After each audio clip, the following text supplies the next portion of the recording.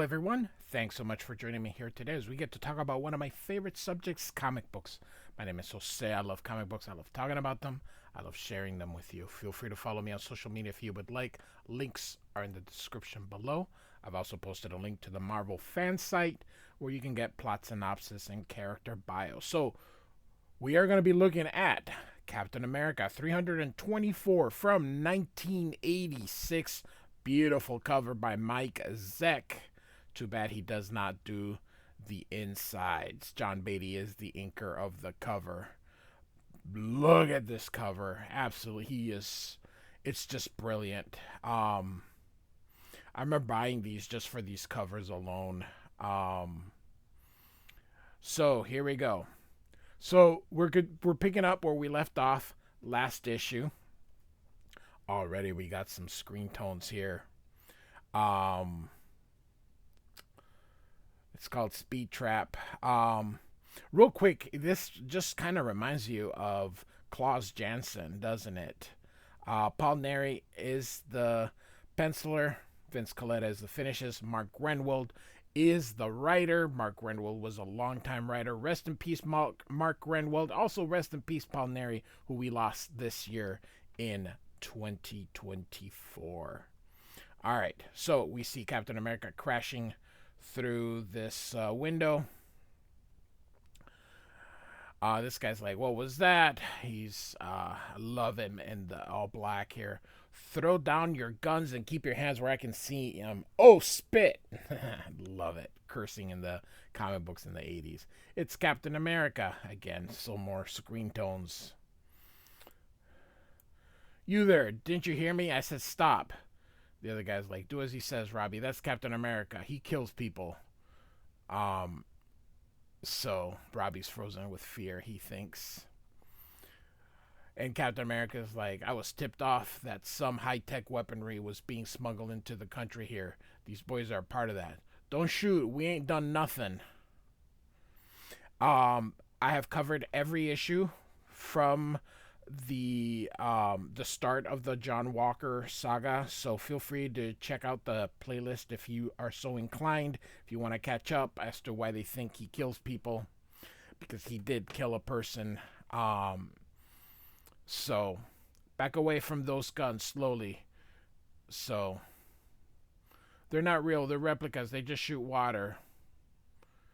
And Captain America realizes they are fancy squirt guns. We didn't mean to hurt anything. We didn't even know anyone owned this warehouse anymore. Didn't you fellas have anything better to do than practice killing each other? Again, look at the screen tones here. Just absolutely beautiful.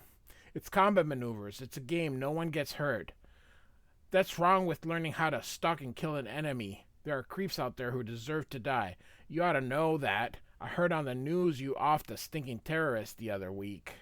And so we get a flashback to how he did, and he's riddled with guilt. What happened was a one-time event. I still oppose killing and the indiscriminate use of guns by citizens. Whoever said Cap wasn't a liberal? He's been a liberal all the time. So it's nothing new, man. This is the mid-'80s. So go on, you guys get out of here. You could get hurt in this rotting old warehouse. So this guy's like, he's not shooting or taking us in or anything. All right. And so Cap's here thinking, how long is that one incident going to haunt me? How long will the public throw that single indiscretion in my face? So if you remember, John Walker's first appearance was the previous issue, which we did cover. So we're going to kind of move along a little bit. So here we have the whirlwind, I believe. And so he's going to go see the Tinkerer. And here he's being examined. So he falls down this hole. And here's the Tinkerer.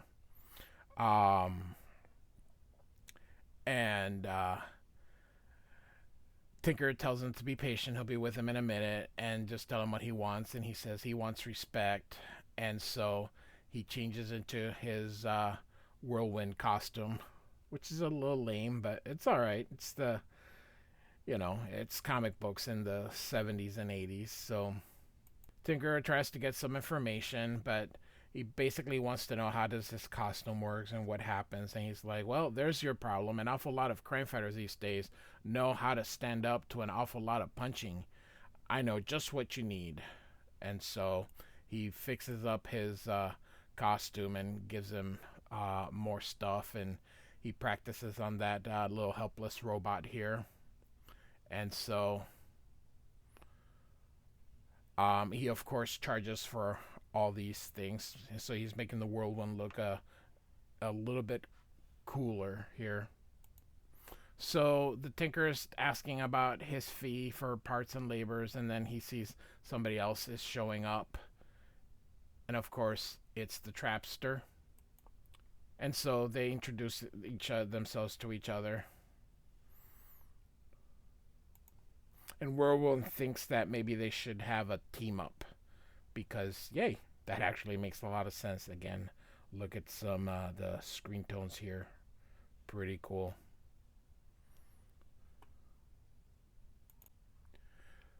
And so at another warehouse, Nomad here is fighting some uh, drug. I don't know. Perhaps drug dealers, most likely, because he's got a suitcase here. Um, so he says filth dealers. So they must be some drug dealers here, and so they shoot at him. Of course, he's got superpowers, and so they go to run away, and he throws something at them. Was it a? I don't know. I cannot tell. So, and he catches the other one. I love the mustache. That is pretty cool. So he grabs the guy and tells him that he's looking for the Slug. This guy here says he's never heard of him. And Nomad doesn't like that answer, so he, of course, ends up punching him. And so he says, I'm going to give you one more chance. So the dealer says, no, I'll talk. So Nomad puts him down. So the guy tells him that he owns a nightclub called the Milky Way, and that's all he knows. To please don't hit him again. And so Nomad, I love these eyes. They're so close together. Nomad says he won't hit him anymore. He gave him a nice juicy lead, and he's gonna get him. So, all right. Cap's feeling really bad. Ever since he got back. He's finding calls to his hotline are down, asking for his help are down 50%, and the calls he does get, half of those are prank calls. So he sits and ponders. He says it seems like Americans are, more, as afraid of him. He's now has a reputation of being a gunslinger, and some applaud him wanting to go and kill those that disagree. Going to TV didn't help, not the way he wants or he thought it would. He thinks perhaps he should have taken Shield's offer. So a lot of this page is just internal monologue. Something in the 80s, they really, not just the 80s, it really was a way to fit the whole narrative as opposed to, I don't know, there is a lot of stuff, if a lot of words, you could say, that in modern comic books you no longer see. You don't see this whole, look at this page of just him thinking and everything, and his internal monologue and all that kind of stuff. Now I know it's important to the story, but it is a lot of reading, which I don't mind per se, but I don't think that readers of comic books, of modern comic book readers particularly, um, are used to all these words, because a lot of the modern comic books just are not that full of words, especially internal monologues. Like, you may have conversations, but for one person to spend a whole page just thinking, that is quite a bit. So he goes back and thinking that if he would have joined Shield, that would have put him in a lot of covert operations, and he feels that as America's most visible symbol, to do covert operations for the world's biggest spy agency is probably not a good idea. He's too much time invested, both financially and emotionally, to give up on the way he helps people. So he believes he needs to prove himself, and then he thinks maybe he needs to hire a publicity agent like the Super Patriot did, who is John Walker. So he thinks maybe he'll call one of his contacts um, the next day. So here are the Trapster and Whirlwind. So here it says we're on I-74 heading south. Now I would like for you to think, even in the 80s, what interstate do you think of where you see this many trees? Um, it looks like they're on some county road here, but all right. So I asked you, Trapster. Call me Pete. Okay, Pete. I ask you, why do we keep on playing the game after losing so many times? Well, I don't know about you, Whirlwind. Call me Dave. Dave, but I keep expecting to have one big win that will make up for all the losses. I just want to prove to all those other jokers that I'm still a contender. So I believe that the guy wearing the yellow shirt would then be Whirlwind. So this would be um,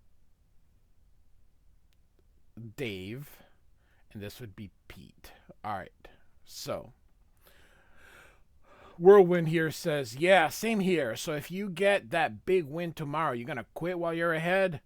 And Trapster says, probably not.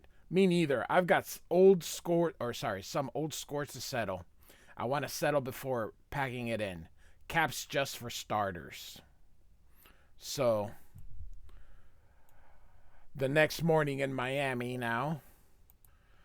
So you want to be a bartender at the Milky Way. Is that right, Mr. Monroe? Jack Monroe, that's Nomad's name. You don't believe in starting at the bottom, do you, Jack? The Milky Way is the hottest night spot in this sizzling city. I know that, sir. So what makes you think I would want to hire you? Well, I think I fit the place. Look at the place. I'm a very hard worker. I know my stuff.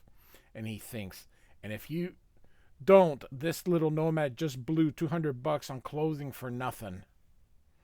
Any experience? Yes. Criminal record? No. You on anything? Can't afford it. Well, I'll admit, you are handsome in a roguish way. We do want our service people to be as nice looking as our customers. You're from out of town, aren't you? Yes, sir. I like you, my boy. Okay. Sorry. All right. I think I'll give you a tryout. Here's a couple of C notes. Go buy yourself some decent clothes. Right. Thank you. I'm in. So he bought $200 on that, and apparently it wasn't good enough, even in the 80s. So, all right. So now we're back in Tennessee. I love it how they just say somewhere in the state of Tennessee. So Steve is about to head to New York so he can make an appointment for the public relations guy. And he gets a message. It says, Cap, need help investigating Whirlwind. Meet me at I-72 truck stop in Mellonville, North Carolina, ASAP, Nomad. And Cap says, well, I haven't heard from Nomad in forever, but it has to be legitimate. Otherwise, the people that run that hotline wouldn't have passed it. So he says, friends in need has priority, and he'll just try to take a airplane to New York. So So Whirlwind and Trapster have made a trap, and so hopefully they think that Captain America, they'll be able to lure him into it. So that won't be any problem. He should have gotten the bait over 2 hours ago. I'm not sure how he gets around these days, but if he's not there by now, he should be along in a few hours. I'll keep you posted by communicator. So, eye sharp, Whirlwind. He may show up incognito. So here goes the whirlwind. And so Steve has arrived. And so this is the place where Nomad said to meet. And so he starts listening in. These people talking about some crazy weather. Steve orders a hamburger and a coffee. She tells him about all the little twisters, tornadoes in there. And then she goes, oh, there it goes again. And Captain America, of course, recognizes Whirlwind, but he goes, where the heck is Nomad? So he's going to go change because he has his uniform in that briefcase, just like Tony Stark does. So, all right, eventually he does change. Love the black. I would have kept it black completely. I wouldn't have colored the little underwear here, but it looks cool regardless. I like the black. I like the white and the red. I would have just blacked out the entire blue. So Cap says, okay, Whirlwind, quit clowning around. Let's talk. And Whirlwind's like, all right, he's here. And they're like, why is Captain America talking to that twister? Of course, he stops, and there's Whirlwind. Cap realizes that Whirlwind doesn't seem surprised to see him and wonders if this is all has been a setup. And he says, you look like you've fallen in hard times, Whirlwind. Reduced to showing off in parking lots, huh? And he says, you're a bigger fool than I thought if you think I'm going to explain myself to you. Maybe with the Avengers around, you can act the big shot. But here alone, you're a joke. And the Whirlwind thinks, blades on his wrist. An old dog with a new tricks. Or, no. Sorry, Cap thinks. I don't know. So, the reason is, if you see the way it's thinking it's going up, but it really should be going to Cap, so. Alright, Cap yells at everyone to go indoors because he has released those little buzzsaws. And so, once the people are safe, Cap's going to try to deal with Whirlwind himself. So, Whirlwind attacks, and Cap deflects it using his shield. Pretty slick, Cappy, but while you have to block my every move, I only have to connect once. On the other hand, I can make confetti out of you at any time. Right now, I have some urgent business to attend to. Beware, Captain. And so, Cap is gonna go after him. And one of the people inside, why don't you just shoot? Why don't you just shoot the son of a gun? So, Cap's like, I'll pretend I didn't hear that. So he gets his motorcycle out of the back of the van. And so, for an interstate, there is nobody driving. Ladies and gentlemen, even in the 80s, the interstates have always been packed. Rush hour traffic is nothing new. Traffic is nothing new. It's been around since vehicles were invented. Interstates were packed. Like I said, this looks like a tiny little road. And so, of course, Cap's heading to there, and then he blends in because they chose red. But here's Trapster. And so he's gone past it, so he's going to hit his little transmitter, which is gonna get that new slick stuff. Which I think in this case it would have been more practical for them to use the paste, but and so he's now no friction. So like I said, he's just sliding through. So he's trying to use his shield.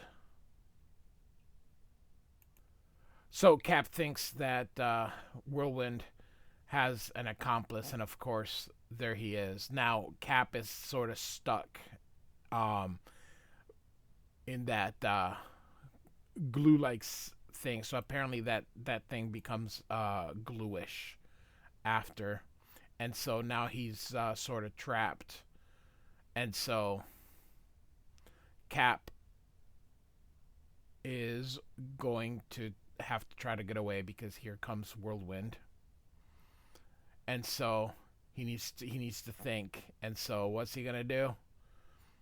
He takes off his belt. You can see he wraps it around Whirlwind, throws him into the adhesive, and then he gets off the boots and jumps toward Trapster and takes him down. So